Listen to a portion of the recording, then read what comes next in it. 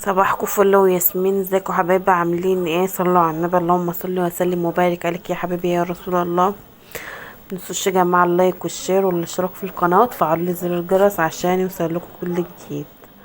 النهارده بقى بنعمل مع بعض حبه رز بشعريه كده حلوين، ونسلق لحمه، ونعمل صينيه بطاطس من غير طماطم. يلا بينا نشوف.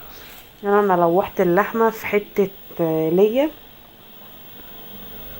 بحطيت ليها كده، لوحتها كويس وسبتها تاخد وتدي مع بعضها شويه، وبعد كده نزلت عليها بميه مغليه وهغطي عليها اسيبها بقى تستوى. وهنا بعمل الرز بشعريه زي ما انتم شايفين اهو. صلوا على النبي كده يا جماعه، بالله عليكم متنسوش اللايك والشير والمتابعه، وتسيبوا لي كومنت حلو كده تصلوا بينا على النبي فيه. ويا رب كده اكون خفيفه على قلبكم والاقي الدعم منكم، اللهم امين. هنا بحمر الشعرية بتاعتي اهي، حبة زيت مش كتار، ونزلت عليهم بحوالي ربع كيلو من الشعرية تحمر، وانزل وانا غسلة الرز بتاعي، وهقوم حطاهم مشوحاهم مع بعض شوية كده عشان الرز بتاعي يطلع مفلفل وحلو اهو زي ما انتوا شايفين. متنسوش المتابعة واللايك والشير والاشتراك في القناة بالله عليكم. هنا اهو بلوح ايه بشوح الرز بتاعي عشان يبقى مفلفل، وعشان تدي الرز بقى طعم حلو. اسقيه بالشوربه بتاعه اللحم، بدل ما تحطي ميه حطي شوربه، ولو ما فيش شوربه ممكن تحطي ميه وتحطي مكعب مرق، بيدي الرز طعم حلو برضو. هنا انا هسقي الرز بتاعي بالماء بالشوربه. الشوربه دي سمينه فهتخلي طعم الرز حلو،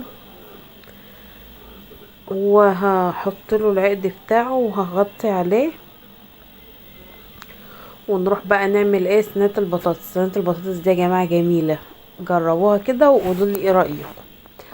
بقشر البطاطس وبقطعها كده مكعبات كبيره، مش يعني وسط ولا كبيره ولا صغير، وبقطع بصلتين كده كبار حلقات، وبنزل عليهم بالبهارات كمون وفلفل اسمر وبابريكا وبهارات لحمه وتوم باودر وبصل باودر، وبدعك كل الكلام ده ببعضه، طبعا الملح، وبدعك البصل كويس في البهارات زي ما انتوا شايفين كده، وبقوم نازله بالبصل على البطاطس مقلباهم في بعض، وبعد كده بسقي البطاطس بالشوربه وبقوم حاطه اللحمه بتاعتي في قلب البطاطس تكمل سواها فيها. هنا سليم ابني بقى عمال مش عايز يسكت، كل ما اخد من ايده حاجه يقوم رميها لي، كل ما اديله حاجه يرميها.